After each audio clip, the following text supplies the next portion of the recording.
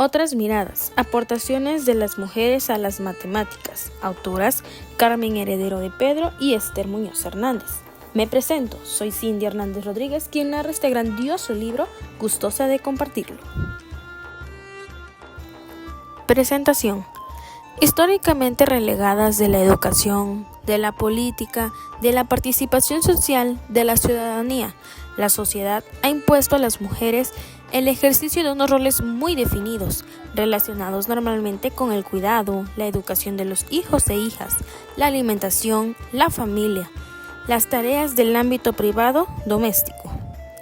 Un hábito importante sin el que no existiría todo lo demás, pero desvalorizado socialmente. Ahora bien, desde los inicios de la civilización encontramos a mujeres que han luchado por salir de la esfera de lo privado y ser reconocidas en el ámbito público. Ha sido una tarea muy complicada que ha de reconocerse a mujeres de todos los siglos y clases sociales. Solo algunas lo han tenido un poco más fácil, debido a algunas especiales condiciones familiares favorables. Aún así, la historia volvió a discriminarlas, invisibilizando su nombre y sus aportaciones a la cultura de la humanidad. Esta histórica ocultación de las mujeres sigue siendo la norma general en nuestra sociedad y los manuales de texto que utilizamos siguen caracterizándose por un androcentrismo que explica la vida desde el punto de vista de los hombres, pretendiendo que ese es el exclusivo punto de vista existente. Se ocultan muchas mujeres que han aportado conocimientos, tanto o más importante que los de ellos, pero también se invisibiliza la propia actividad adjudicada socialmente a las mujeres, despreciándola como objeto de aprendizaje. Iniciamos con esta publicación la colección Otras miradas, las miradas al mundo de muchas mujeres que han sido relegadas, silenciadas, discriminadas, pero que, por fortuna, gracias a la labor de nuevas investigaciones vamos rescatando y procurando que se les conozca y valore. Incorporar su vida y su obra al currículum académico supone, además de hacerle justicia, combatir el androcentrismo de la ciencia y ofrecer a nuestras jóvenes modelos femeninos con que identificarse. Esta colección va dirigida a profesores y profesoras de los centros educativos de enseñanza secundaria obligatoria, bachillerato y formación profesional, para animarles y ayudarles a cubrir las carencias de los libros de texto que nos ofrece el mercado editorial, manuales ajenos, por lo general, a la promoción de la imagen de las mujeres en contextos que no sean los estereotipados, papeles femeninos vinculados al hogar y los cuidados. El esfuerzo del profesorado en la sensibilización y en la transmisión de la igualdad como valor básico y, por tanto, en desterrar los estereotipos sexistas es una tarea ineludible. Queremos contribuir a llevar a la práctica en nuestros centros educativos uno de los principios en que se inspira nuestra máxima ley educativa, la LOE, el desarrollo de la igualdad de derechos y oportunidades y el fomento de la igualdad efectiva entre hombres y mujeres. Este primer volumen que inicia la colección lleva por título Aportaciones de las mujeres a las matemáticas. Para integrar en el currículum de secundaria, le seguirá un segundo volumen referido a las aportaciones de las mujeres a la lingüística y a la literatura, y confiamos en poder continuar la elaboración de otros volúmenes para el resto de las materias de las etapas de enseñanza secundaria. Por último, queremos agradecer a cuantas personas han hecho posible esta publicación y en especial al Instituto de la Mujer por la confianza depositada en la Federación de la Enseñanza al firmar el convenio que la motiva, y a su directora de programas de educación, Carolina Suárez García, por su entusiasta colaboración en la resolución de cuantos interrogantes de índole administrativo nos han surgido. Madrid, diciembre de 2011, Carmen Heredero y Esther Muñoz. Introducción. Esta guía se realiza con el propósito de suplir las insuficiencias existentes en los actuales manuales de texto utilizados en el ámbito docente, en relación con la transmisión de contenidos que visibilicen a las mujeres y a sus aportaciones en el ámbito de las matemáticas, campo especialmente adjudicado a los varones, incluso en nuestros días. Con ello pretendemos aportar un mayor, mejor y más justo conocimiento de la historia del saber y de sus protagonistas. Se pretende dejar constancia del esfuerzo y de las aportaciones de mujeres matemáticas a lo largo de la historia, para que el alumnado las conozca e identifique. Para ello hemos escogido a 13 mujeres de entre muchas que existen, porque creemos que sus propias vidas y sus aportaciones matemáticas son elementos de indudable interés para la formación, tanto en conocimientos como en valores de los y las estudiantes. En base a sus dos aspectos se pueden plantear dinámicas y ejercicios para trabajar en la clase de matemáticas. La guía se ha estructurado de manera cronológica según la fecha de nacimiento de cada una de las mujeres. Así pues, la relación de las autoras que encontraremos será la siguiente. Teano, siglo VI a.C. Hipatia, 370 a 415. Émile de Châtelet, 1706 a 1749. María Gaetana Agnesi, 1718 a 1799. Sophie Germain, 1776 a 1831. Mary Somerville, 1780 a 1872. Ada Lovelace Byron, 1815-1852. Florence Nightingale, 1820-1910. Sofía Kovalevsky, 1850-1888. Grace Chisholm Young, 1868-1944. Mileva Maric, 1875 a 1948. Amalie Emmy Noether, 1882 a 1935. Grace Murray Hopper, 1906 a 1992. A su vez, cada autora se ha estructurado en los siguientes epígrafes. Su contexto, en el que se sitúa la protagonista en el contexto más cercano, familia, sociedad, país. Biografía. Se explica el desarrollo de su vida de manera cronológica, recogiendo las dificultades a las que cada una tuvo que enfrentarse. Aportaciones. En este apartado se detallan los principales descubrimientos y teorías matemáticas y científicas de cada una de las autoras, de incalculable valor matemático y de utilidad en el aula. A nuestras madres y a todas las madres que se han desvelado por el acceso de sus hijas a la educación y a la cultura. Teano es una de las primeras mujeres matemáticas de las que históricamente se tienen datos. La situamos en la antigua Grecia en el siglo VI a.C. A pesar de su trascendencia, es una desconocida para nosotros, al haber sido más famosa la figura de su marido, el matemático Pitágoras. Alumna destacada de la escuela pitagórica, a su muerte seguirá al mando de esta, junto con sus hijas, además de contribuir a la extensión de la doctrina de su esposo. Fue autora de varios tratados de matemáticas, física y medicina. Su obra principal serán sus aportaciones sobre la proporción áurea. Su contexto.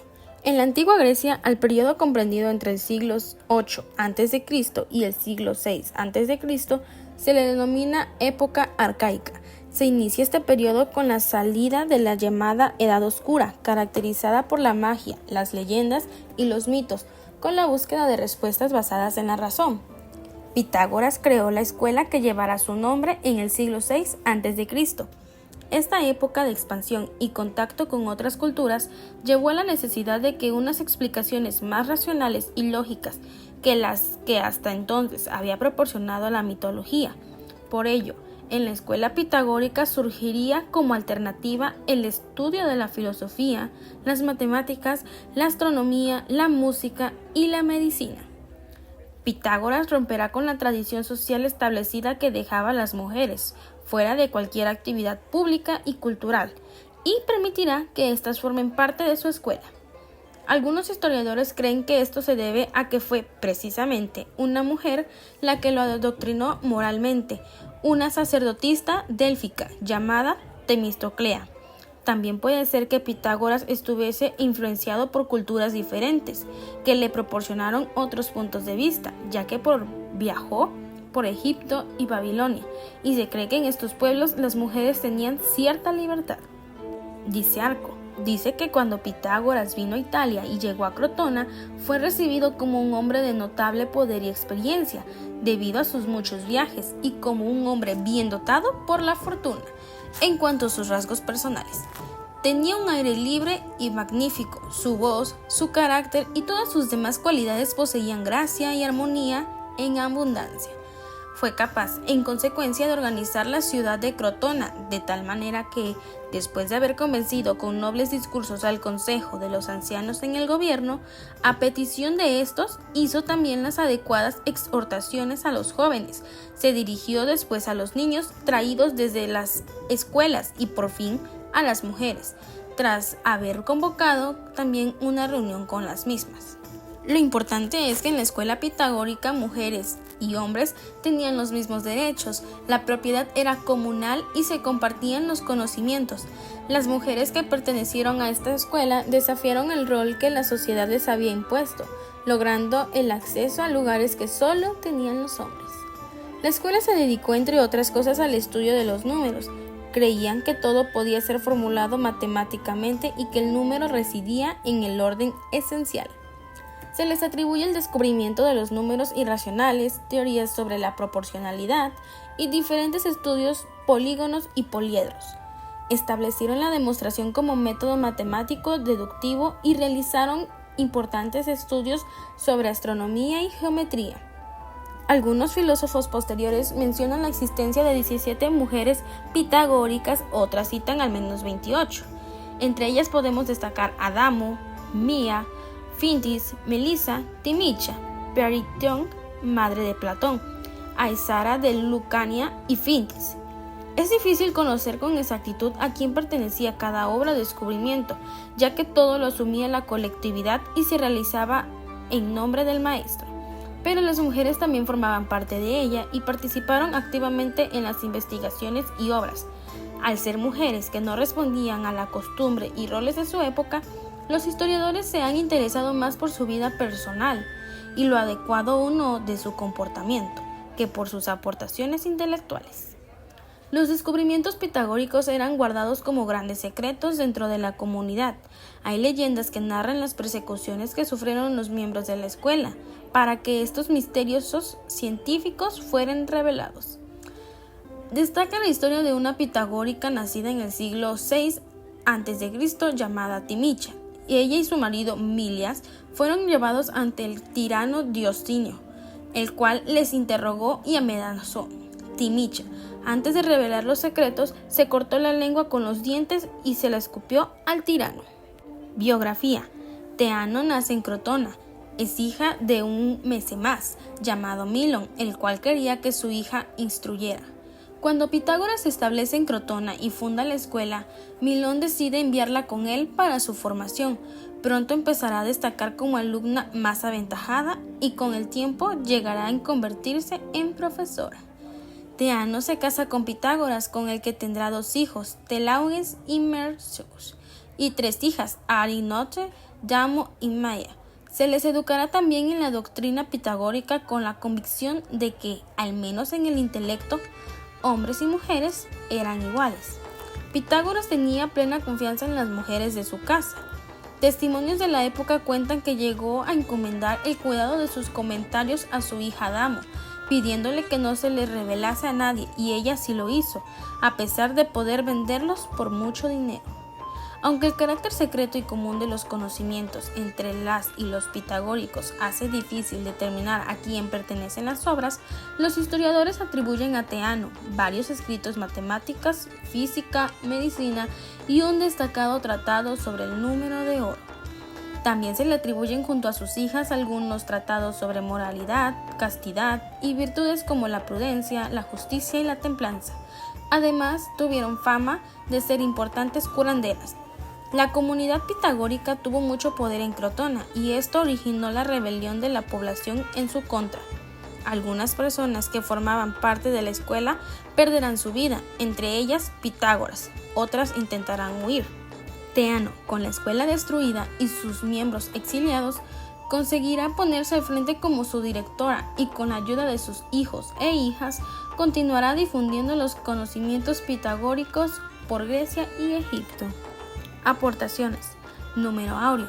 Entre las obras que los historiadores atribuyen a Teano destacan sus aportaciones sobre el número áureo o de oro. Este número es una de las soluciones de la ecuación de segundo grado que resulta de hacer una proporción entre segmentos denominada proporción áurea por su belleza geométrica. El número de oro es un número irracional. quiere decir decimal, infinito, no periódico, que se obtiene al establecer una proporción entre segmentos con las siguientes características. Sean A y B segmentos, tales que A entre B es igual a B entre A menos B, o dicho de otra manera, es el todo, es a la parte, como es el todo, es a lo que queda. Por lo que, tomando A como incógnita y B como un valor cualquiera o coeficiente, reconoceremos la fórmula característica de la ecuación de segundo grado. Por lo que, como el cociente ha de ser positivo por ser un cociente entre longitudes, tendremos que tomar el valor positivo. Es decir, los pitagóricos desarrollaron esta proporción en el estudio de algunos polígonos regulares, tales como el pentágono regular y el decágono regular, así como uno de los llamados poliedros platónicos, el icosaedro. Estrella pentagonal pitagórica. El polígono estrellado de 5 puntas que se obtiene trazando las diagonales de un pentágono regular se conoció como estrella pentagonal Pitágora y fue el símbolo secreto de los pitagóricos. El número de oro se obtiene al dividir la longitud de cualquiera de las diagonales entre la longitud de uno de los lados. El resultado será siempre 1618. Rectángulo de oro. La proporción áurea, que ya había aparecido en algunas construcciones egipcias, también fue muy apreciada en el Renacimiento, donde se le denominó divina proporción, utilizándose tanto en arquitectura como en el desarrollo armonioso de la figura humana. Un rectángulo de proporción áurea será aquel en el que se dividimos el lado mayor entre el menor, obtendremos nuevamente 1618. A entre B es igual a 1618. Para su construcción partimos de un cuadrado, desde el punto medio de la base del cuadrado, M. Trazamos una circunferencia cuyo radio es lo que mide el lado del cuadrado. Obtenemos un punto fuera de la base del cuadrado, P, que nos indicará la perpendicular que trazaremos para conseguir el rectángulo de proporción áurea. Teano, al igual que el resto de la escuela, creía en el número como esencia del universo. En la búsqueda de la armonía y de la perfección, este número será utilizado en numerosas obras de arte posteriores. Esta divina proporción aparece también en el cuerpo humano, en el que todas las partes guardan relación con la proporción áurea. Así, la relación entre la altura total de una persona y la altura entre el ombligo y el suelo están en proporción áurea, o la distancia entre el nacimiento del pelo y el mentón, y la distancia entre el nacimiento del pelo y los labios. Hipatia, 370-415, la defensa del racionalismo científico. Nace en Alejandría en el siglo IV, hija de Teón, director del Museo de Alejandría. Destacará por sus conocimientos en matemáticas, astronomía y filosofía, que enseñará a los ciudadanos de la aristocracia. Su defensa del racionalismo científico griego, su condición de mujer y sus convicciones paganas la colocarán en una situación peligrosa en un contexto de graves conflictos políticos y religiosos. Entre sus obras destaca su comentario sobre la aritmética de Diofanto, comentarios sobre la geometría de las cónicas de Apolonio, elementos de geometría de Euclides, canon de astronomía y la creación de un hidroscopio y de un astrolabio plano. Su contexto. Hipatia nace en Alejandría en el siglo IV de nuestra era. Esta ciudad, fundada por Alejandro Magno en el año 332 a.C., se convirtió en el centro de la cultura griega, ofreciendo así a Hipatia la oportunidad de formarse en matemáticas, astronomía y filosofía. Alejandro Magno había sido alumno de Aristóteles, le apasionaba la ciencia y soñaba con hacer de Alejandría la ciudad más próspera de Egipto, convirtiéndola en el centro cultural e intelectual. Alejandría tendría una situación geográfica privilegiada. Construida en la desembocadura del Nilo y abierta al mar, se convertirá en el punto principal del intercambio comercial y cultural de Egipto. El sucesor de Alejandro Magno, Ptolomeo, Continuará su idea y construirá dos de los edificios claves en Alejandría: el Faro, considerado una de las 7 maravillas del mundo antiguo, y el Museo o Templo de las Musas, que será el símbolo de la institución científica más importante del periodo helenístico y que albergará la famosa Biblioteca de Alejandría. En el año 30 a.C., los romanos entran en Egipto con Octavio al mando. Alejandría seguirá siendo la capital de la provincia romana de Egipto, donde se conducirán egipcios, griegos, orientales, romanos y judíos. La cultura griega era admirada por los romanos, por lo que la conquista no supuso su pérdida sino su continuidad y la expansión de la llamada cultura grecorromana. Los emperadores romanos, herederos así de la cultura helénica, permitieron en un principio y adoptarán incluso el culto pagano y pluriteísta de los griegos, protagonizando persecuciones contra cristianos y judíos, defensores de la creencia en un Dios único. Tras numerosos conflictos entre las religiones, el Edicto de Milán en el año 313 permitirá la libertad de todas las opciones religiosas en el Imperio Romano. Esto se opuso a la expansión del cristianismo de manera paulatina.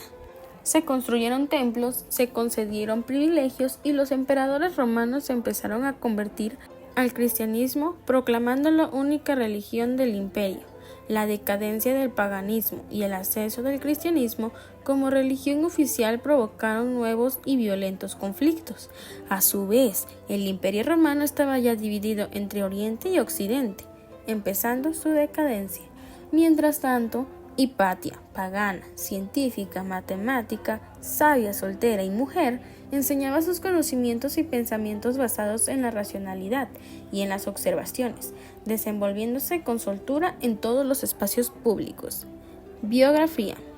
De la madre de Hipatia no se tienen datos, sin embargo, el padre fue un conocido astrónomo y matemático llamado Teón. Cuando nació su hija se ocupó de su educación y gracias a su mentalidad abierta para la época permitió que Hipatia recibiese formación en filosofía, matemáticas y astronomía. Hipatia creció en un ambiente intelectual y político muy fructífero y pronto empezó a destacar, llegando incluso a superar a su padre y algunos de los filósofos de su época. Teón trabajaba en el museo como director de la biblioteca. En esta institución se dedicaban a la investigación y a la enseñanza. Contaba con un observatorio, un zoológico, salas de disección y jardines botánicos. Profesores de diversas disciplinas transmitían sus conocimientos y compartían investigaciones. La biblioteca recogía en papiros todo el saber de la cultura griega, llegando a albergar unos 700.000 libros. Incluso los reyes y reinas de Alejandría recibían instrucción de los sabios del museo. Dice la leyenda que Teón quería que su hija fuera un ser humano perfecto, que destacase por su inteligencia y por su belleza. Teón compartió sus conocimientos con su hija y trabajaron juntos en diferentes obras. Tras recibir instrucción en el museo, Hipatia viajó a Roma y Atenas para seguir completando y enriqueciendo su formación. A su regreso impartió clases de filosofía, matemáticas, astronomía, lógica y mecánica a miembros de la aristocracia de Alejandría, sin distinción de religiones. Se le atribuyó incluso la tarea de enseñar las doctrinas de Platón y Aristóteles, convirtiéndose en maestra neoplatónica, seguidora de Plotino. Sócrates, escolástico, historiador cristiano del siglo V, así lo relataba. Había una mujer en Alejandría llamada Hipatia, hija del filósofo Teón, que tuvo tales logros en literatura y ciencia como para sobrepasar a todos los filósofos de su tiempo, siguiendo la escuela de Platón y Plotino.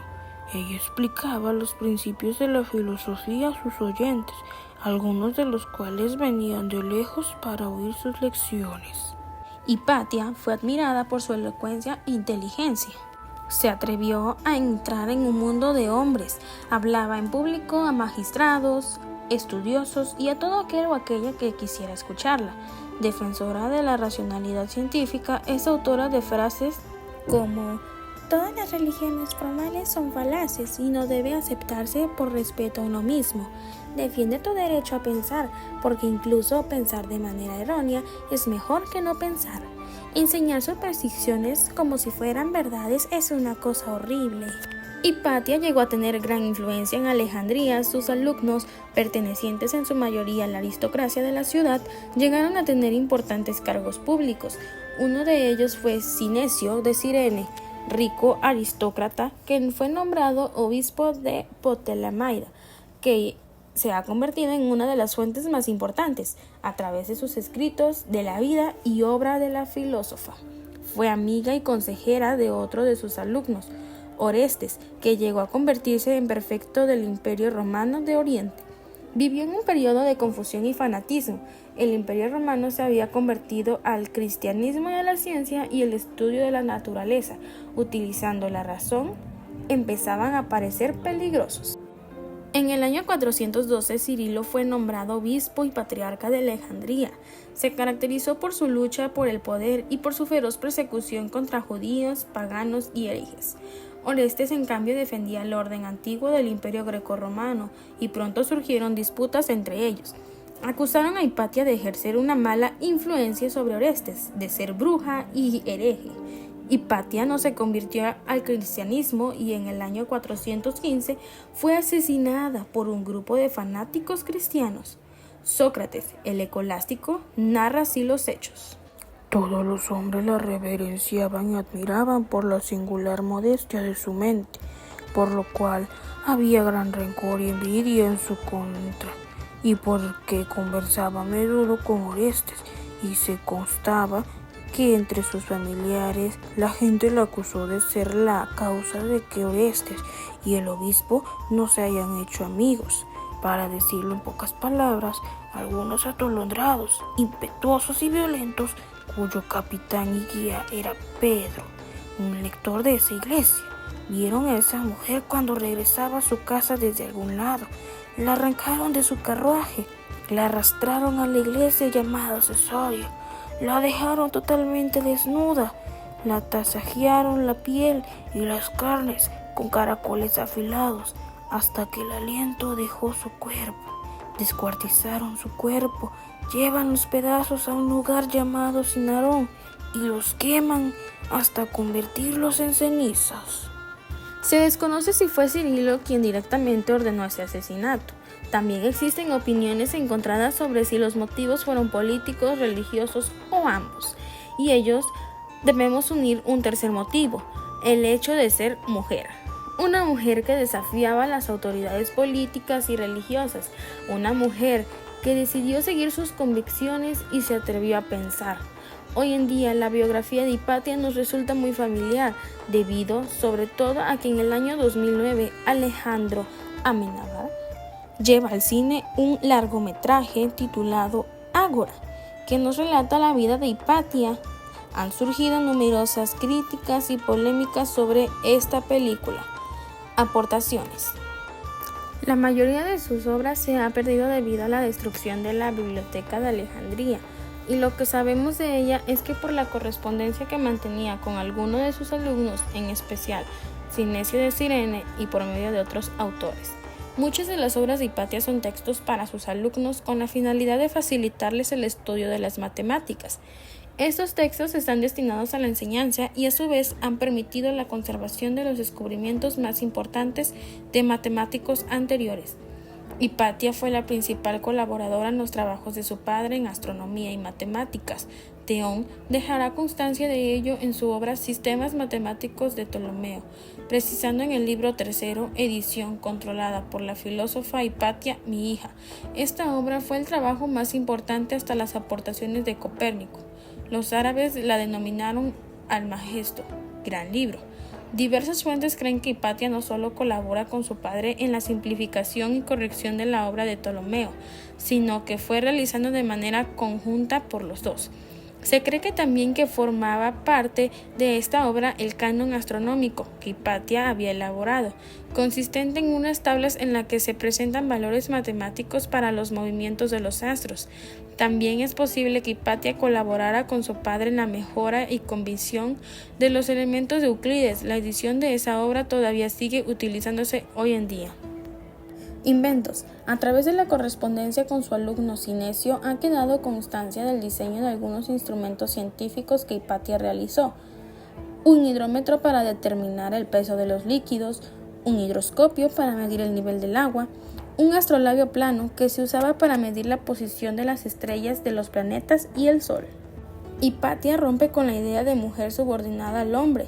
Apasionada de las ciencias y las matemáticas, defendió hasta su muerte todo aquello en lo que pensaba, por encima de las presiones sociales. Se atrevió a pensar de manera diferente y luchó por sus ideas frente a la hegemonía masculina política y religiosa de su época. Gabrielle Émile de Breteul, marquesa de Châtelet, 1706 a 1749, la luz de las matemáticas. Émile Le Tonnelier de Breteul, marquesa de Châtelet, dedicó su vida al estudio de las obras de los grandes científicos del momento. Su posición social le permitió desarrollar su inteligencia y su conocimiento matemático, llegando a realizar la traducción al francés de los Principia Mathematica de Newton. Su obra permitió el conocimiento del considerado mayor trabajo científico de la época en Francia, cuando los científicos franceses se resistían a sus ideas. Formó pareja con Voltaire, al que influyó intelectualmente, contagiándole su pasión por las ciencias. Su contexto. En la sociedad francesa del siglo XVIII, las mujeres de las clases populares trabajaban la tierra o eran sirvientas y no tenían ningún tipo de acceso a la educación y al conocimiento. Tampoco tenían ese acceso las mujeres de las clases acomodadas, de las que se esperaba que, sobre todo, fuesen bellas. A pesar de ello, algunas damas de buena condición social empiezan a dedicarse al estudio científico, ya que poseían el suficiente tiempo libre para ello. Aún así, Émile, pese a destacar por su inteligencia, no vio su trabajo reconocido. La familia de Émile ostentaba una buena posición económica y se preocupó por su educación en igualdad con sus hermanos varones. Se relacionaron con los personajes más importantes del mundo de la ciencia, como Voltaire, lo que supuso una influencia muy positiva en ella. Biografía. Gabrielle Émile nace en París el 17 de diciembre de 1706 en una familia aristócrata de buena posición. Su madre se llamaba Gabrielle Anne de Froilay y su padre Louis Nicolas Le Tonnelier de Breteul, barón de Préville, jefe del protocolo de la corte de Luis XIV. El aspecto físico de Émile preocupó a su padre desde que era muy pequeña. Era muy alta y grande para su edad, y el gran tamaño de sus pies y manos hacían pensar al varón que su hija nunca se casaría. Mi hijo menor es una extraña criatura destinada a ser la menos atractiva de las mujeres. Si no fuera por la pobre opinión que tengo de varios obispos, la prepararía para una vida religiosa y la dejaría esconderse en un convento. Es tan alto como una niña del doble de su edad. Tiene una fuerza prodigiosa, como la de un leñador, y es increíblemente torpe. Sus pies son inmensos, pero no se les olvida en el momento en el que ve sus enormes manos. Quizás fuera este el motivo por el que Louis Nicolas Le Tonnelier decide darle a Émile, al igual que al resto de sus hijos varones, la mejor educación posible. El barón de Préville recibía en su salón parisino a destacados científicos y matemáticos. Desde los 6 o 7 años, Émile, al no poder asistir al colegio como sus hermanos, recibió una selecta educación rodeada de un entorno intelectual frecuente en su casa. Estudió latín y griego, alemán, inglés, matemáticas y física, y también se interesó por la música. Era una persona muy inteligente y cuando comenzó a hacerse mayor, y para sorpresa de su padre, desarrolló una gran belleza. Se convirtió en una mujer culta, segura de sí misma y con las ideas claras. Se casó con 19 años con el marqués Florent Claude Châtelet Le Mont, el cual tenía 30 años, era un rico coronel y permanecía casi todo el tiempo lejos de casa. No tenían nada en común, pero a Émile no le importaba, ya que tenía más tiempo libre que si hubiese permanecido soltera. Llevará una vida cómoda, propia de la alta sociedad parisina. Tendrá una hija durante el primer año de matrimonio llamada Gabrielle Pauline, después su hijo Florence Louis. Sin descuidarlos, los dejará en manos de institutrices para poder seguir dedicándose a lo que realmente le apasionaba, sus estudios. Émile, gracias a su posición, pudo rodearse de los mejores y más influyentes pensadores del siglo XVIII. Se disfrazó de varón para poder entrar en los cafés de moda en París y reunirse con los científicos más famosos de su época. En 1733 conoció a Voltaire, al que se unió intelectual y sentimentalmente. Tenían los mismos intereses y ella encontró en él un compañero de discusión y una persona que la admiraba y la respetaba. Voltaire, a causa de sus escritos, era perseguido por la policía secreta, por lo que tuvieron que exiliarse refugiándose juntos en el castillo de Surrey, propiedad del marido de Émile. Allí estudiaron y trabajaron juntos, crearon una biblioteca y convirtieron la mansión en uno de los principales salones franceses de discusión científica, donde se formará el llamado grupo Curie, liderado por el matemático Pierre-Louis Matepus. Así, Émile impartió clases en los científicos de la época. En 1748, Émile conoce al marqués Saint-Lambert, del que se enamora y queda embarazada con 42 años. Estaba trabajando en la introducción de los principios de Newton y su temor a no sobrevivir al parto y a no finalizar la obra la llevó a trabajar sin descanso durante su embarazo. Tanto es así que circulaba el rumor de que su hija nació en el despacho, mientras ella escribía. 8 días después de dar a luz, cuando todo parecía estar bien, Émile muere repentinamente y su hija, recién nacida, falleció también unos días después. La aportación principal de Émile al mundo de las matemáticas fue la traducción del latín al francés de los principios matemáticos de Newton, con comentarios que facilitaban su estudio y comprensión pese a los elogios que Voltaire hacía hacia su pareja y las cartas de esta. Es Voltaire quien hoy en día sigue recibiendo reconocimientos por esta aportación. Madame de Châtelet escribía lo siguiente al rey Federico de Prusia: Juzgadme por mis propios méritos o por la falta de ellos, pero no me consideréis como un mero apéndice de este gran general o de aquel renombrado estudioso, de tal estrella que relumbra en la corte de Francia o de tal autor famoso. Soy yo misma una persona completa, responsable solo ante mí por todo cuanto soy, todo cuanto digo y todo cuanto hago. Puede ser que haya metafísicos y filósofos cuyo saber sea mayor que el mío, aunque no los he conocido. Sin embargo, ellos también son más que débiles seres humanos y también sus defectos, así que cuando sumo el total de mis gracias, confieso que no soy inferior a nadie. Aportaciones. La marquesa de Châtelet fue la persona que impulsó la obra de Newton en Francia con su traducción de los principios del latín al francés. En Francia se estudiaba a Descartes, siendo pocos los científicos que leían a Newton.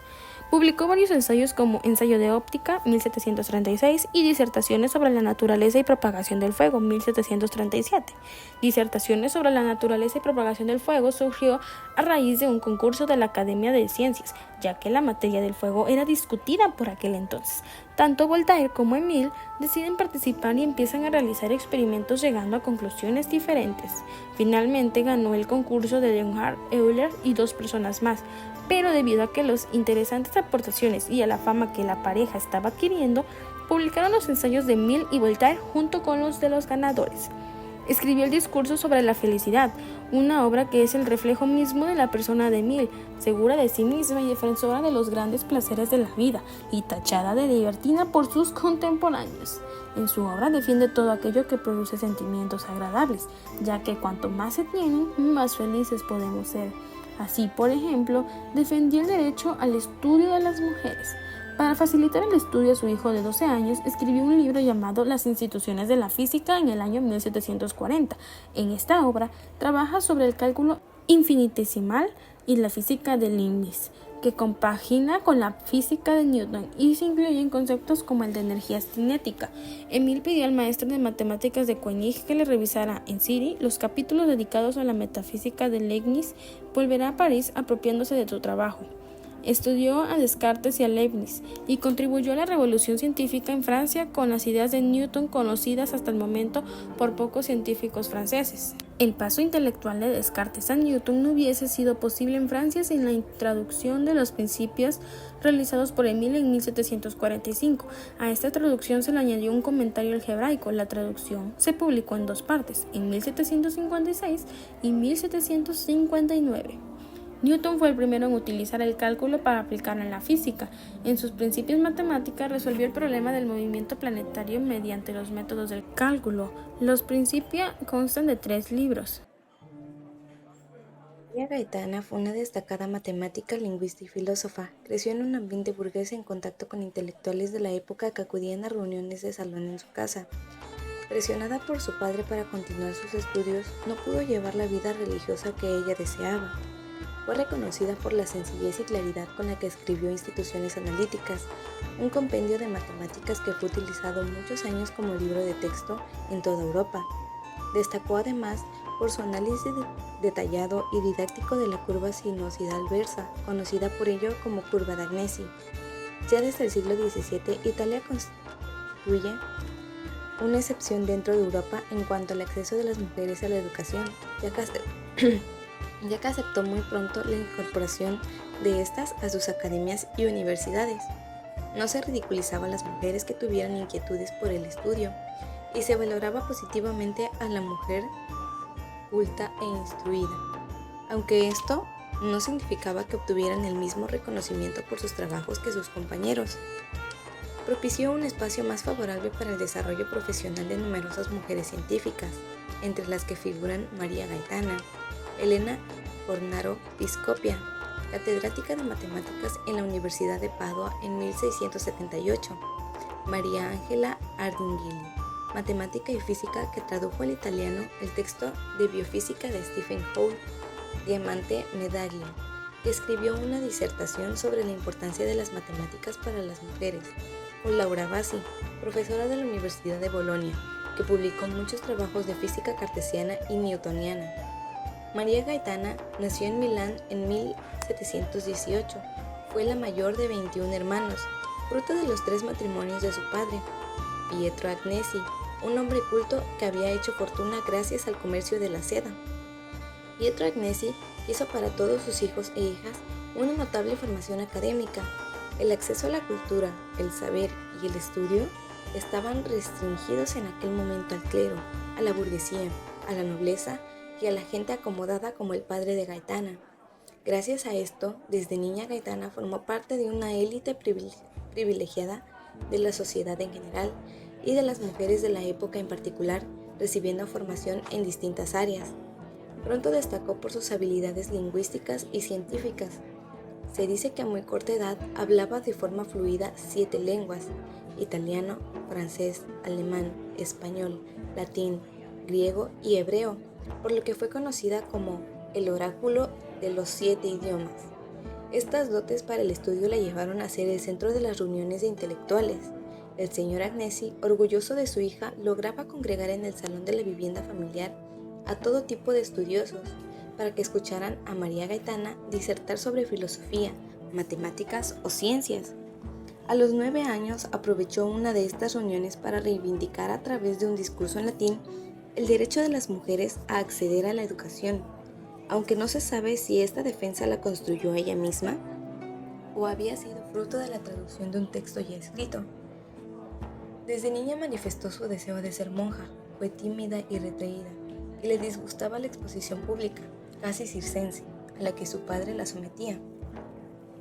Solo consiguió abandonar las reuniones de salón cuando su padre consideró que la labor de cuidado de la familia era más importante que los círculos sociales. Llegaron a un acuerdo por el cual Gaetana seguiría estudiando, a cambio de que su padre le permitiera asistir a la iglesia siempre que quisiera y vestir de forma sencilla. Continuó su formación con el apoyo de Ramiro Rampinelli, profesor de la Universidad de Padua, que la instruyó en geometría analítica y en literatura.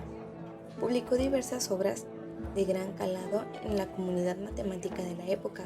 La más importante ha sido Instituciones Analíticas, que logró el reconocimiento de los matemáticos de la época y fue traducida a varios idiomas. Por culpa de una de estas traducciones, la realizada por el profesor de la Universidad de Cambridge, John Colson, se conoce la curva sinusoidal versa, estudio que contiene esta obra, como la curva de la bruja de Agnesi. Este matemático quedó tan impresionado por la obra de Agnesi que decidió aprender italiano para traducirla y difundirla entre los estudiantes ingleses.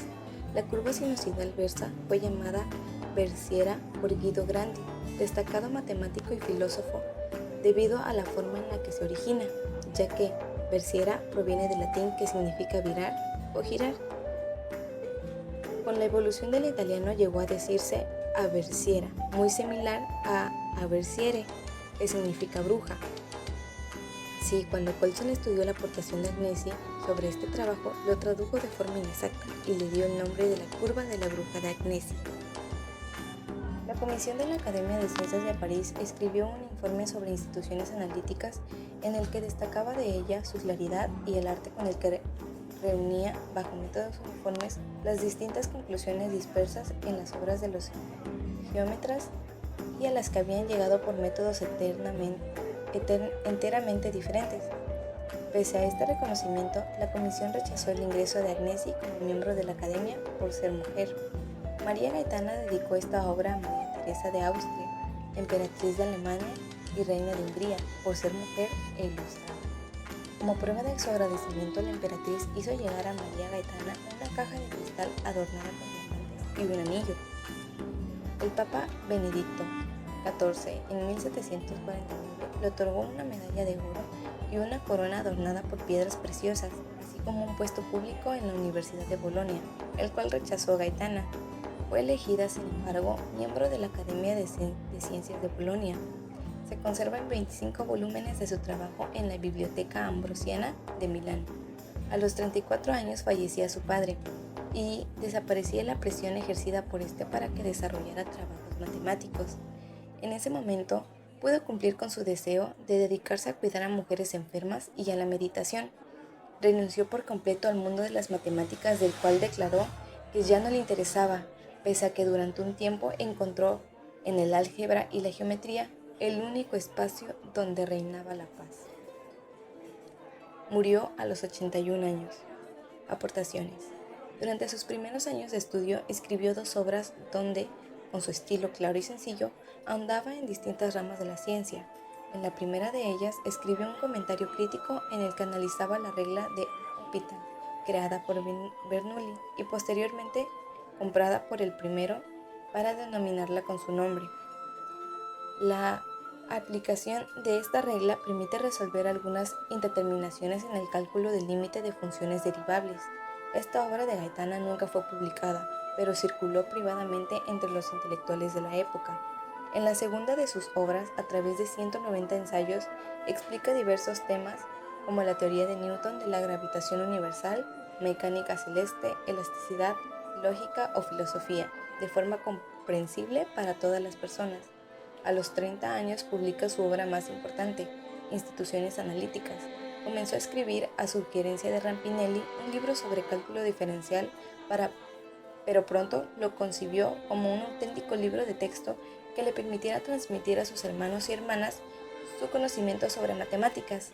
El mayor logro de esta obra fue el método didáctico con el cual Agnesi expone sus conocimientos matemáticos, utilizando un lenguaje comprensible, ejercicios prácticos y problemas sencillos.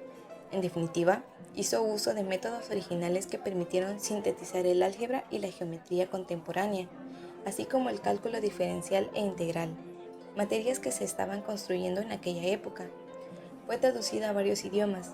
50 años después de su publicación, seguía siendo el libro matemático más completo que existía. La Academia de París escribió lo siguiente sobre instituciones analíticas. Esta obra se caracteriza por una organización cuidada, claridad y precisión. No existe ningún libro en ninguna otra lengua que permita al lector penetrar tan profundamente y también tan rápidamente en los conceptos fundamentales del análisis. Consideramos este tratado como la obra más completa y la mejor escrita en su género. Fue publicada en 2 tomos. El primero trataba del análisis de cantidades finitas, álgebra y geometría cartesiana. El segundo se ocupaba del cálculo diferencial. Incluía muchos ejemplos y problemas, métodos originales y generalizaciones. Uno de estos volúmenes contiene el análisis de la curva sinusoidal versa, conocida como la curva de la bruja de Agnesi. Si bien la creación de esta curva no se puede atribuir a María Gaetana, sí que ha contribuido a su análisis detallado y su explicación didáctica. En los últimos años se ha determinado que esta curva es una aproximación de la distribución del espectro de la energía de los rayos X y de los rayos ópticos. También puede aplicarse a la descripción física de los fenómenos de resonancia de los rayos ópticos. Por último, en estadística, la distribución de Cauchy de una variable aleatoria se expresa también a través de la curva de Agnesi. Sophie Germain fue una destacada matemática de finales del siglo XVIII que introdujo grandes aportaciones a la teoría de los números y a la teoría de la elasticidad. Contra el deseo de su familia, estudió matemáticas de manera autodidacta, para evadirse de los tiempos de lucha en los que le tocó vivir. Fue la primera mujer en conseguir un premio de la Academia Francesa de las Ciencias. Sophie Germain fue testigo de los acontecimientos vividos en Francia a finales del siglo XVIII y principios del XIX. La Revolución Francesa y el posterior ascenso al poder de Napoleón supusieron para Francia un tiempo de cambio, agitación social y de campañas bélicas que marcaron la vida de Sophie. La revolución política, económica y social que estaba viviendo Francia en ese momento y el interés de su familia por la política marcaron la vida de Sophie desde su nacimiento. Para evadirse de las revueltas en las calles, Sophie se refugió en la biblioteca de su padre, devorando todos los libros que caían en sus manos. París era considerado en aquel momento el centro europeo de la ciencia y las matemáticas. Se impulsó el desarrollo de trabajos científicos y matemáticos, aunque las mujeres continuaran excluidas de las escuelas especializadas, o de las universidades, de los foros de discusión científica o de las instituciones. En esa época existían libros de ciencias escritos específicamente para mujeres, utilizando un lenguaje sencillo y en forma de novela. Sophie rechazaba esta lectura por considerarla cursi e insultante a la inteligencia de sus lectoras. En este entorno convulso y poco favorable, fueron muchas las científicas que lucharon por formarse fuera de las instituciones, contribuyendo así al avance de la ciencia. Sophie Germain nació en París en 1776, en el seno de una familia adinerada, liberal y burguesa. Estudió la historia de las matemáticas de Jean Montucla, donde se cuenta la leyenda de Arquímedes, asesinado en Siracusa por soldados romanos mientras trataba de resolver un problema de geometría. Se dice que estaba tan absorto que no escuchó la orden de un soldado que se dirigía a él.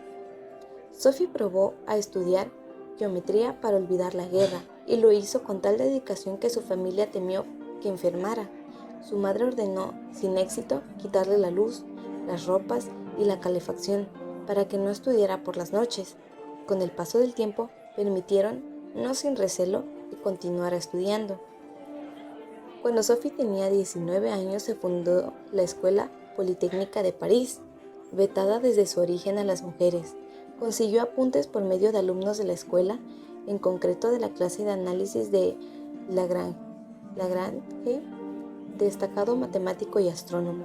Al final del curso, Sophie presentó bajo el nombre de un exalumno llamado Anthony Auguste Leblanc un trabajo de fin de carrera que dejó impresionado al propio Lagrange. Tanto es así que decidió ir a conocer personalmente a su alumno, descubriendo la verdadera identidad de Sophie. La animó a seguir estudiando, ya que tenía un nivel de conocimientos absolutamente extraordinario para una mujer de su tiempo. Con el apoyo de Lagrange y de Gauss, considerado el más grande matemático desde la antigüedad, comienza a estudiar la teoría de los números, rama de las matemáticas puras que estudia las propiedades de los números enteros. Con Gauss consigue entablar relación por carta, bajo el seudónimo de Leblanc. A él le hace llegar uno de sus mayores logros como matemática, una hipótesis sobre la teoría de Fermat, que ha conseguido permanecer hasta nuestros días. En 1804, tras la conquista de Prusia por Napoleón, Sophie, temiendo por la vida de Gauss, y recordando la leyenda de Arquímedes, envió a casa del matemático a un general amigo de la familia para garantizar su seguridad. Fue así como su maestro supo que Leblanc era en realidad Sophie Germain y pronto le envió una carta en la que decía lo siguiente: el placer por las ciencias abstractas y por el misterio de los números es extraño, ya que la maravilla de esta ciencia solo se manifiesta a los que tienen el coraje de profundizar en ella, pero una mujer, a causa de su sexo y nuestras costumbres y prejuicios, encuentra infinitamente más obstáculos y dificultades que un hombre para familiarizarse con los problemas de la matemática. Sus investigaciones indican que posee una valentía notable, talento extraordinario y un genio superior. Admiro la facilidad con la que profundiza en todas las ramas de la aritmética y la sagacidad con la que ha sabido generalizar y profundizar. El correo entre ambos no continuó de manera regular. Gauss solo se interesaba por los estudios de Sophie cuando estos estaban relacionados con sus propias investigaciones. Desde 1809 comenzó a trabajar en el campo de la física matemática, en concreto sobre la elasticidad de las superficies. En 1816 recibió un premio de la Academia de las Ciencias por sus memorias sobre las vibraciones de las superficies elásticas, convirtiéndose en la primera mujer en conseguirlo. Escribió también sobre filosofía, química, historia y geografía. Fue la primera mujer, no esposa de académico, que pudo asistir a las sesiones de la Academia de la Ciencia. Recibió el título de doctor honoris causa de la Universidad de Göttingen, a propuesta de Gauss, meses después de su fallecimiento. Murió a causa de un cáncer de mama. El funcionario encargado de hacer el certificado de defunción en el registro la clasificó como mujer soltera sin profesión. La obra de Sophie ha trascendido hasta nuestros días a través de las referencias que algunos de sus compañeros han hecho en los márgenes de sus estudios.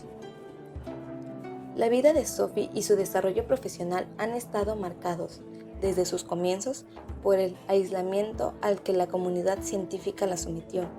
Sus contemporáneos no reconocieron su trabajo como hubiera merecido. Tuvo que trabajar en solitario y luchar contra múltiples obstáculos. Al no poder estudiar en la universidad, el esfuerzo realizado y las dificultades de aprendizaje fueron inmensos. Pudo dedicarse a la ciencia porque su padre era un hombre rico que pudo mantenerla económicamente durante toda su vida. Aportaciones. Sophie Germain ha destacado por sus grandes aportaciones a las matemáticas en dos áreas principales: aritmética superior a través de la teoría de los números y física matemática, con sus investigaciones sobre la teoría de la elasticidad.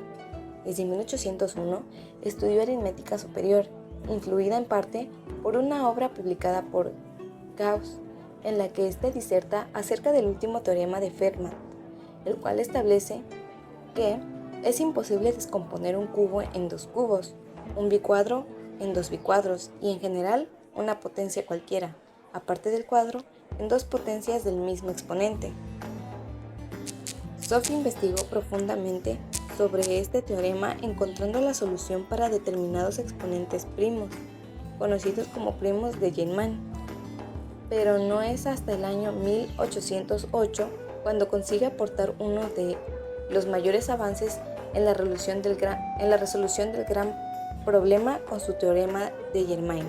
Si x, y, z son números enteros tales que x a la 5 más y a la 5 más z a la 5 es igual a 0, entonces al menos uno de los números x, y o z debe ser divisible por 5. Este teorema supuso un gran paso para la demostración del teorema de Fermat. Para número es igual a 5, demostró que para todo número primo n menor que 100 no existe solución a la ecuación de Fermat si ninguno de los números x, y o z son divisibles por n. Esta teoría ha sido mejorada a lo largo de los años, pero nunca sustituida. En la obra de Legendre hay una nota a pie de página donde se cita la hipótesis de Sophie. A partir de 1809, viendo que sus estudios sobre teoría de números no son suficientemente reconocidos y valorados por Gauss, Sophie empieza a interesarse por la matemática aplicada y comienza a estudiar física matemática, más concretamente la teoría de la elasticidad. Este mismo año, la Academia de la Ciencia de París convoca un concurso en el que busca dar una teoría matemática que explique el comportamiento de las superficies elásticas y comprobarla con la experiencia. Sophie presentó su primera propuesta en 1811, la cual fue rechazada por el jurado, al considerar que la ecuación principal de su presentación era errónea. Ella no desiste en su postura y presenta una segunda memoria con esta misma ecuación, que recibe una mención de honor por parte del jurado. Presentó una tercera memoria por la que, finalmente, recibió el premio. Tuvo que autopublicar Recherches sur la théorie des surfaces élastiques para evitar que otros científicos atribuyeran el mérito de sus aportaciones. La hipótesis de Germain sobre la elasticidad de los cuerpos considera que la fuerza de la elasticidad es proporcional a la suma de las curvas principales. Definió la curvatura media como medida aritmética de las curvaturas principales. Sophie contribuyó con su trabajo a la evolución de la teoría general de la elasticidad, que ha tenido aplicación en la construcción de estructuras tales como la Torre Eiffel. A pesar de ello, su nombre no figura entre los nombres de los científicos que ayudaron al estudio de este campo y que están grabados en dicha torre. Mary Somerville fue astrónoma, matemática, geógrafa, escritora y científica autodidacta. A través de su obra muy prolífica y multidisciplinar, contribuyó a difundir la ciencia en todos sus campos. Destacó por el estilo sencillo, riguroso y didáctico con el que consiguió hacer de la ciencia algo asequible para todos. Sus libros fueron utilizados como libros de texto en Inglaterra hasta principios del siglo XX. Luchó durante toda su vida por conseguir el derecho al sufragio y el acceso a la educación de las mujeres. La vida de Mary Somerville nos permite conocer la situación de la mujer científica en la Europa del siglo XIX, ya que vivió y desarrolló su obra en 3 países diferentes: Escocia, Inglaterra e Italia. Durante su infancia, adolescencia y en la época en que empieza a interesarse por las matemáticas, Mary vive en Escocia. Sus comienzos en el trabajo científico coinciden con un momento de explosión de la ciencia.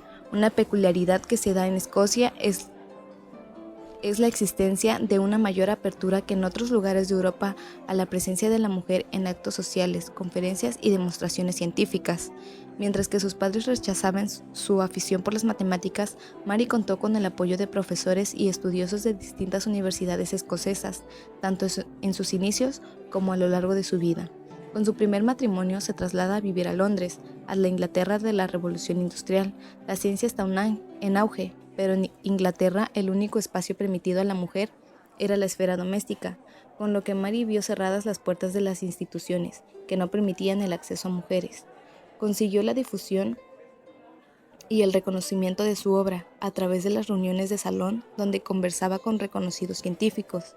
Al enfermar su marido, el matrimonio se traslada a vivir a Italia, donde las mujeres gozaban de mayor libertad y respeto dentro de la comunidad intelectual y de las instituciones desde tiempo atrás. Nació en Escocia en 1780, pasó su infancia en contacto con la naturaleza, alejada de la ciudad. Hasta los 10 años era prácticamente analfabeta. Su padre la envió a un internado a los 13 años, al darse cuenta de que era una joven salvaje, que no poseía ni la educación ni el refinamiento propio de una señorita. Allí le enseñaron a leer y escribir, obligándola a memorizar el diccionario. En la adolescencia pasó una temporada en casa de su tío, el Dr. Somerville, quien se convertiría en su suegro años después. Fue la primera persona que percibió la inquietud por aprender de Mary. Le leía historias de mujeres sabias de la antigüedad y le enseñó latín para que pudiera leer a Virgilio. Poco a poco fue despertando en ella el interés por la ciencia. Primero resolvía problemas matemáticos, incluidos como pasatiempos en las revistas femeninas, y escuchaba al profesor de su hermano mientras impartía lecciones en la misma sala donde ella estaba. En poco tiempo superó los conocimientos del docente, que no podía resolver las preguntas que Mary le planteaba. Para que continuara estudiando, éste le facilitaba libros de ciencia. Tuvo que luchar contra la oposición de su familia, que creía que el estudio de las matemáticas, del pensamiento abstracto, podía deteriorar la salud de la mujer. Por orden de su padre, asiste a clase de piano, danza y costura. mientras que por la noche estudiaba ciencia a escondidas, pese a que su madre, al igual que le ocurrió a Sophie Germain, le quitaba la luz y la ropa para impedirlo. Se casó con Samuel Greig, un hombre rudo que creía que las mujeres no debían estudiar. Enviudó 3 años después, quedándose sola en Londres, alejada de la familia, con 2 niños a su cargo, pero viviendo su propia vida. Aprovechó esta independencia para seguir estudiando matemáticas, con el apoyo de sus amigos más cercanos, que le facilitaban libros y estudios científicos. A los pocos años se casa con su primo William, un médico culto e inteligente que apoyará desde el principio a Mary en sus estudios. Como en aquel momento, las mujeres tenían prohibido el acceso a centros de estudios superiores. William copiaba a mano todos aquellos documentos que le pudieran ser de utilidad a Mary y a los que él sí podía acceder. Compatibilizó su vida como científica con la de madre y esposa. Vivió junto a su marido en un ambiente culto, con frecuentes reuniones en su salón a las que asistían los más destacados eruditos del momento. Mary gozó de prestigio y del reconocimiento de sus colegas, algo difícil para una mujer en aquel momento. Fue nombrada miembro de la Real Sociedad de Astronomía junto a la astrónoma Caroline Herschel, aunque no podía acudir a esta sociedad sin invitación previa. También fue reconocida en la Real Academia de Dublín, en la British Philosophical Institution y en la Sociedad de Física e Historia Natural de Ginebra. La reina Victoria le otorgó una pensión de 200 libras anuales para que continuara con sus estudios. Recibió cartas de reconocidos científicos internacionales, siempre remitidas a nombre de su marido, que querían conocer el parecer de Mary sobre sus estudios. Herschel, John Playfair, profesor de Filosofía Natural de Edimburgo, William Wallace, Charles Babbage, Lord Brougham o Ada Byron, de la que fue maestra, fueron parte de su círculo más cercano. Los científicos de los sectores más conservadores trataron de criticar sus obras, buscando el descrédito a través de adjetivos estereotipados y tachando su obra de vanidosa y superficial. La enfermedad de su marido obliga a la familia a trasladarse a un clima más adecuado y se instalan en Italia. Tras la muerte de William, a la que siguió la de su hijo, Mary sufre una depresión de la que logra salir gracias a su carácter fuerte y al apoyo de sus hijas. Siguió escribiendo y estudiando hasta su muerte, a los 92 años. Durante toda su vida tuvo muy clara la existencia de la discriminación femenina, ya que afirmaba: un hombre siempre puede tener el control de su tiempo, alegando que tiene negocios. A una mujer no se le permite tal excusa.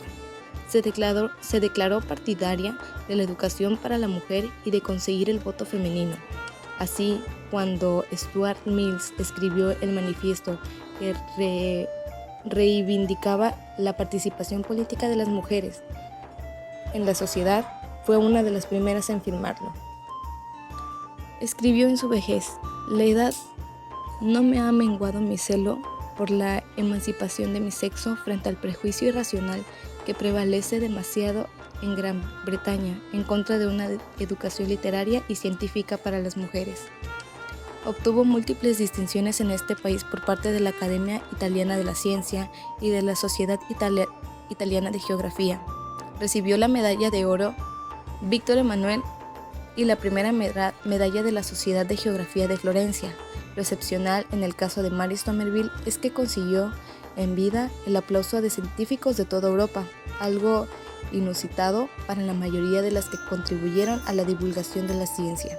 Fueron sus contemporáneos los que, al morir ella, les llamaron la reina de las ciencias del siglo XIX.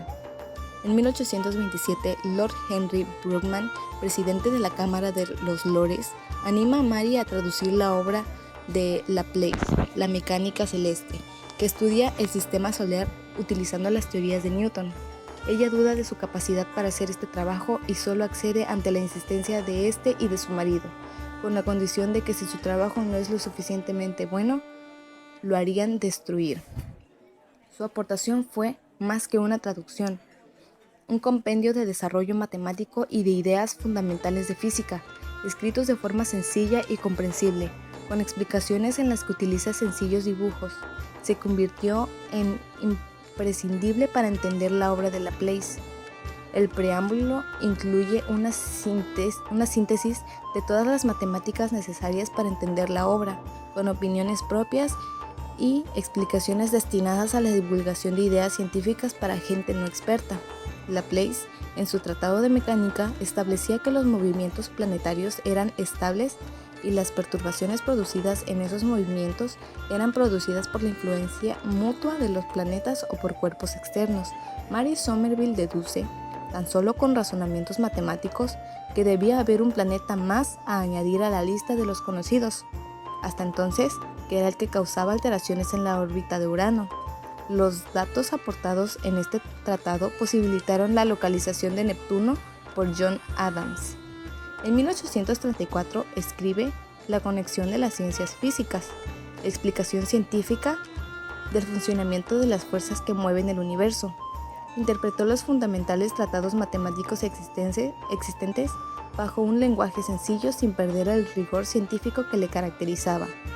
Trabajó sobre los estudios de Chladni sobre las placas vibratorias, en los que también investiga Sophie Germain, y dibujó sencillos diagramas explicativos de estos experimentos realizados. En 1848 escribió Physical Geography, obra de la que se publicaron 7 ediciones. Antes de que viera la luz, Mary quiso quemarla, algo que evitaron su marido y Herschel. Este libro explicaba los fenómenos naturales y las relaciones entre seres vivos. Fue duramente criticado por parte de la Iglesia y la clase política. En 1865 publica uno de sus últimos libros, sobre la ciencia molecular y microscópica, donde profundiza en el mundo microscópico buscando explicar la composición de la materia, el fenómeno del calor y los movimientos vibratorios. A los 89 años comienza a escribir su autobiografía, Recuerdos personales, donde rememora anécdotas de su vida, pero también expone su visión filosófica del mundo, su actitud ante el mundo de las ciencias y sobre el papel de la mujer en el ámbito científico.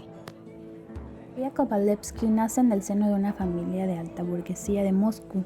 Desde pequeña poseía una facilidad con las matemáticas asombrosa, aunque su posición social la coloca en un contexto más favorable para desarrollar su intelecto que al resto de las mujeres en Rusia. Sofía encontrará a lo largo de su vida con numerosas barreras que le dificultan su educación por el hecho de ser mujer. Su esfuerzo hasta conseguir un alto nivel en matemáticas y un reconocimiento de sus logros hacen de ella no solo una brillante matemática, sino también una mujer rebelde que luchó por la emancipación de las mujeres y por su educación. Obtuvo una cátedra en matemáticas, ganó el premio Bordín y destacó también por su trabajo literario, reivindicando el papel de las mujeres en el mundo intelectual.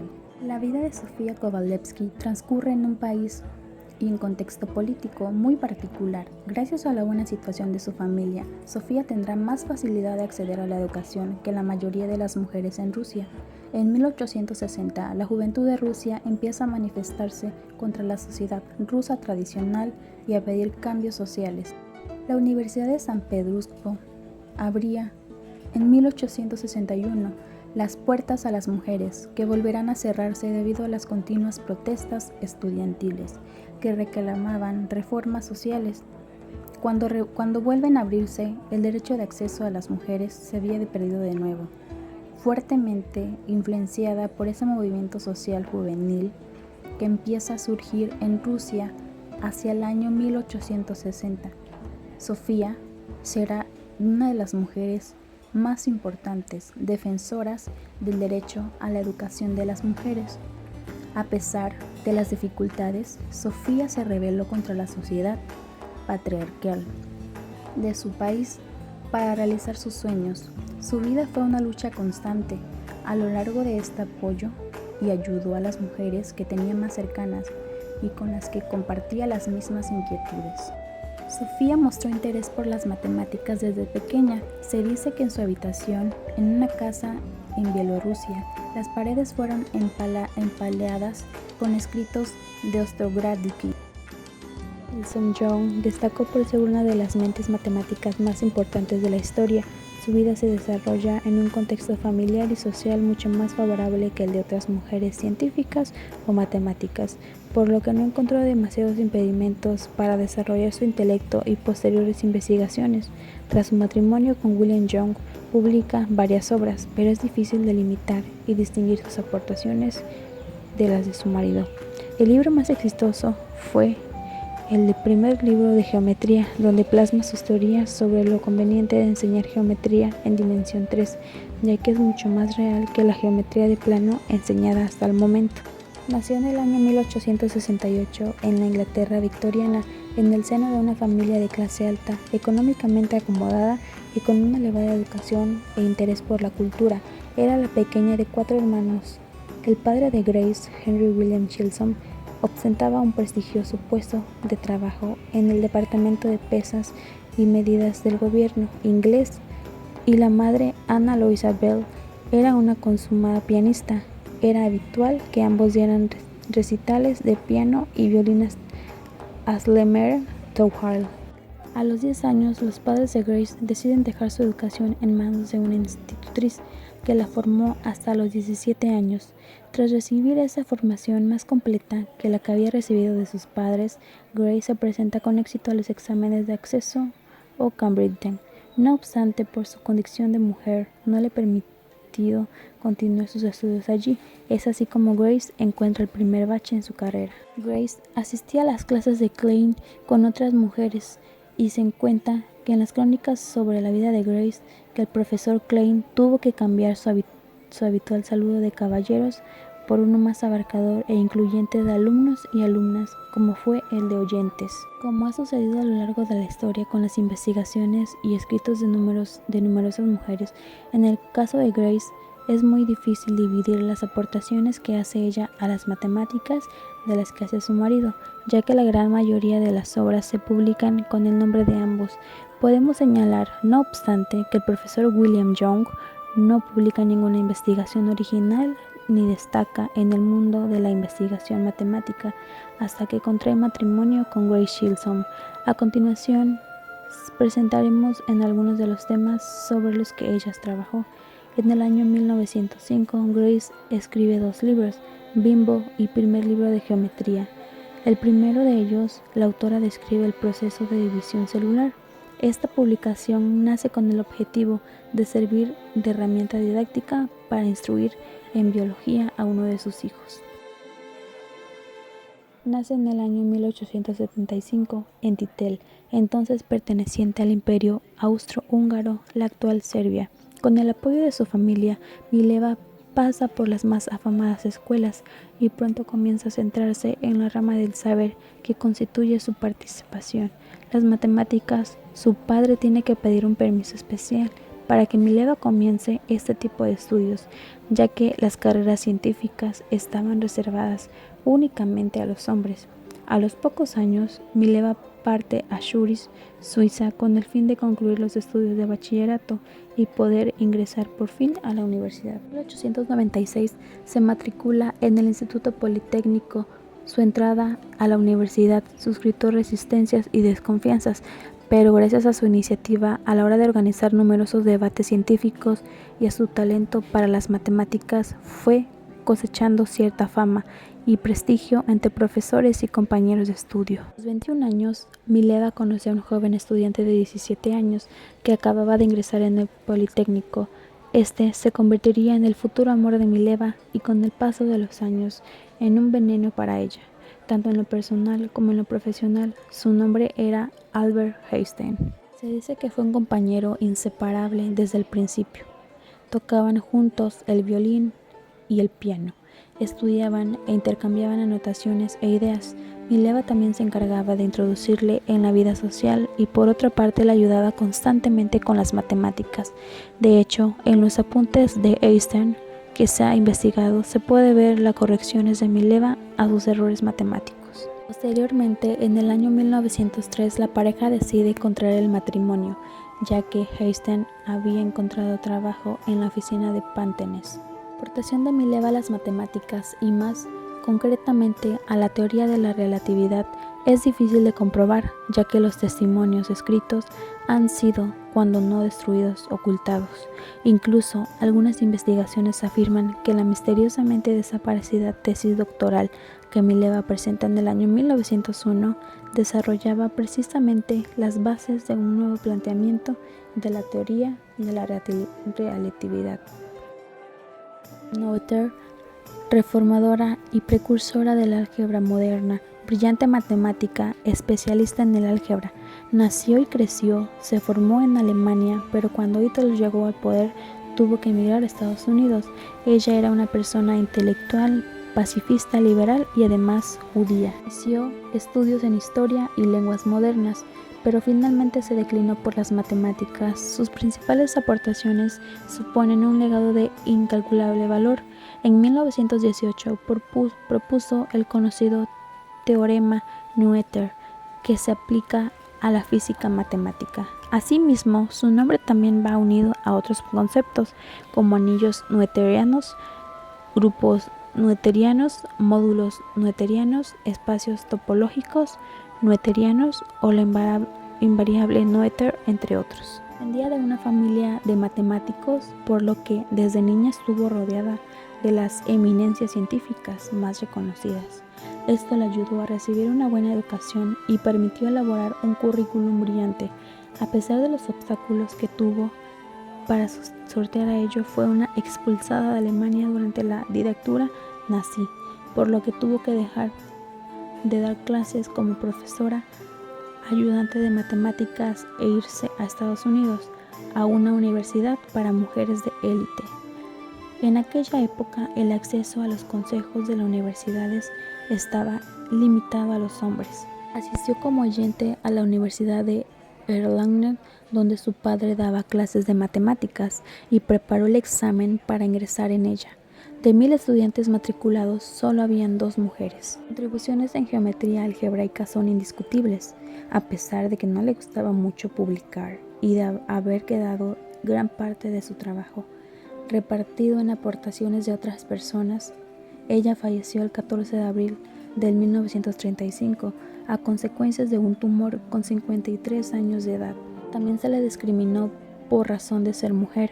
Fue una algebrista con un intachable currículum.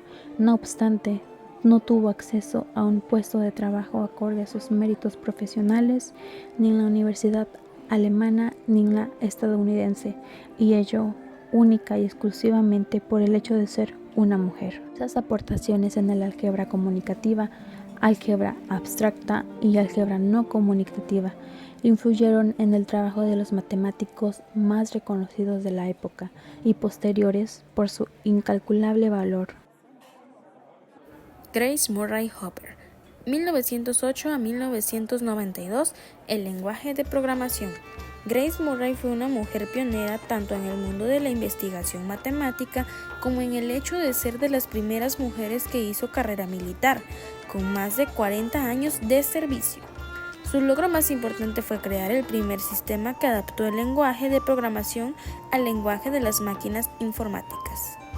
Su contexto: Grace nace en Nueva York en el año 1906. La familia de Grace tenía una larga trayectoria militar, por lo que ella siempre se mostró ilusionada por pertenecer al ejército americano, participando en conflictos armados en su edad adulta y teniendo al final de sus días una de las carreras militares más largas en la historia de Estados Unidos. Desde muy pequeña destacó por tener aptitudes para el estudio de las ciencias y con el apoyo de su abuelo y de su padre, estudió física y matemáticas con un notable éxito. En este sentido, cabe destacar la posición que adoptó el padre, el cual quería dar las mismas oportunidades a sus hijas que a su hijo, por lo que motiva a Grace para que estudie y llegue a la universidad. Biografía. Hasta 1924 estudia en varias escuelas privadas para mujeres para ingresar después en el Vassar College de Nueva York, donde estudió matemáticas y física, graduándose con honores 4 años más tarde. Durante su estancia en Vassar, ejerció como tutora de numerosos alumnos en matemáticas y física, lo que le hizo pensar en trabajar como docente en la universidad en un futuro. Grace se inspiró en Gertrude Smith y Henry Searle White, profesores en la Universidad de Vassar. Tras su graduación en Vassar en 1928 y gracias a una beca de la propia universidad, Grace se va a estudiar a la Universidad de Yale, donde muestra interés por disciplinas de conocimiento muy diversas como la astronomía, geología, filosofía e incluso se forma en diversos idiomas. En 1930 contrae matrimonio con Vincent Foster Hopper y se gradúa en Yale, obteniendo su doctorado en 1934. En los años posteriores, Grace regresará a Vassar, aunque esta vez como profesora. Su larga tradición familiar en el ejército la empuja a incorporarse en el año de 1943 a la WAVS, siglas en inglés de Mujeres Aceptadas para el Servicio Voluntario de Emergencia, una división de la Marina estadounidense integrada exclusivamente por mujeres. Durante la Segunda Guerra Mundial, Grace forma parte de las tropas navales y adquiere el rango de teniente. El comandante Howard Aiken, quien dirigía por aquel entonces un proyecto de computación, envía a Grace a Harvard para trabajar con él. Aportaciones. En 1949, Grace empieza a trabajar en la Eckert-Merkur Corporation, realizando numerosas aportaciones, sobre todo en el plano de la programación informática. A continuación, trabajó en el Mark II, que tenía el objetivo de crear una supercomputadora digital automática, sucesora del primer proyecto. Tras la Segunda Guerra Mundial, Grace trabajó para Univac, la primera supercomputadora que se distribuiría comercialmente en Estados Unidos. El Univac era una computadora que procesaba los dígitos en serie y registraba los datos en cintas magnéticas. Ocupaba una superficie de 25 metros cuadrados. Su procesador utilizaba 5.000 válvulas, pesaba 16.000 libras, 7.257 kilogramos aproximadamente, y era capaz de realizar 8.333 adiciones o 555 multiplicaciones por segundo. En el año 1952, Grace creó el primer compilador de la historia, A0, un programa que permitió a los programadores adaptar su lenguaje de programación a un lenguaje propio de la máquina computadora, es decir, traducir el código informático en código de máquina. A este primer compilador seguiría el B0, Flowmatic, usado en el cálculo de nóminas. La compilación es enormemente útil en la informática. Un programa de lenguaje avanzado trabaja con instrucciones complejas que, tras la compilación, se traducen en N operaciones básicas. Con el tiempo, estos primeros pasos desembocaron en el famoso lenguaje COBOL, siglas en inglés del lenguaje común orientado a los negocios, un lenguaje de programación universal, caracterizado por su seguridad y fiabilidad, por lo que aún en nuestros días se sigue demandando en entornos que priman la seguridad en sus datos por encima de todo, como por ejemplo en el sector financiero y más concretamente en las oficinas bancarias. Grace estaba en el comité que dirigió la investigación y creación de este lenguaje. En sus comienzos fue utilizado en grandes empresas para automatizar el sistema de nóminas y facturación. Ante el éxito de este nuevo lenguaje informático, la Armada estadounidense solicitó la presencia de Grace con el fin de estandarizar para ella el lenguaje COBOL. Este lenguaje, aunque se ha visto superado por otros lenguajes más avanzados como el Java, PHP o el C++, entre otros, aún se sigue empleando en muchas empresas.